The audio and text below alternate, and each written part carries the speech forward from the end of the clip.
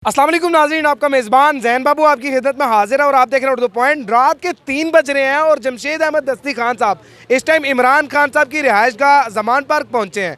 क्या करने के लिए आए हैं और रात के इस पहर क्यों आए हैं, इन्हीं से जानते हैं। अस्सलाम वालेकुम। बिस्मिल्लाह। देखें जी कि खान साहब जो कुछ इस वक्त जिस हालात का सामना कर रहे हैं वो पूरी कौम को पता है, पूरी दुनिया को पता है।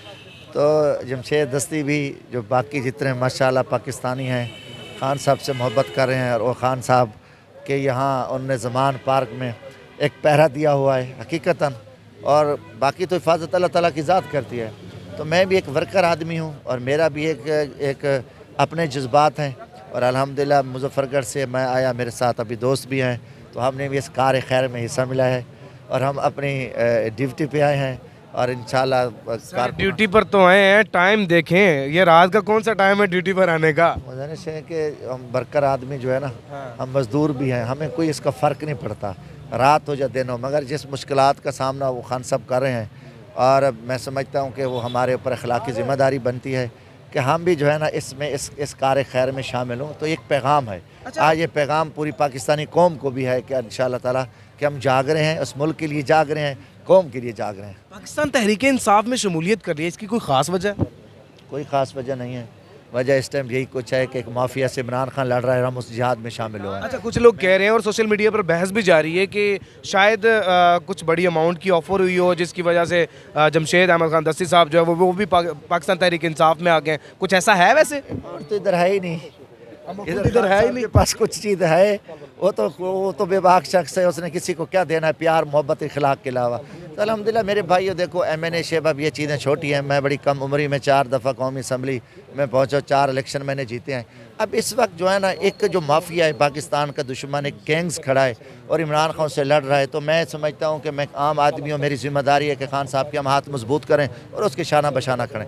कल आएगा इलेक्शन, कल देखी जाएगी, जो भी वो फैसला करेंगे, मगर इंशाल्लाह इस वक्त पाकिस्तान अजीज़ है और इमरान खान पाकिस्तान की जंग लड़ रहा है, 24 करोड़ अवाम की जंग लड़ रहा है। तो इसलिए मैंने भी अपना एक फ़र्ज़ समझा और इस हालात में हाँ मैं उन ताकतों को भी मैसेज दिया कि आप इमरान खान को तोड़ना चाहते हो, मगर जो अहले ईमान है वो इमरान खान के साथ खड़े हैं, कदम ब कदम खड़े हैं और इमरान खान मजबूत हो रहा है, वो इसी मुल्क की बेहतरी के लिए कौम के लिए, इसलिए इस खान साहब के हम साथ हैं और इंशाल्लाह हमारा ईमान है फतह हक है और इमरान खान ने पूरी कौम को मुत्तहद किया है।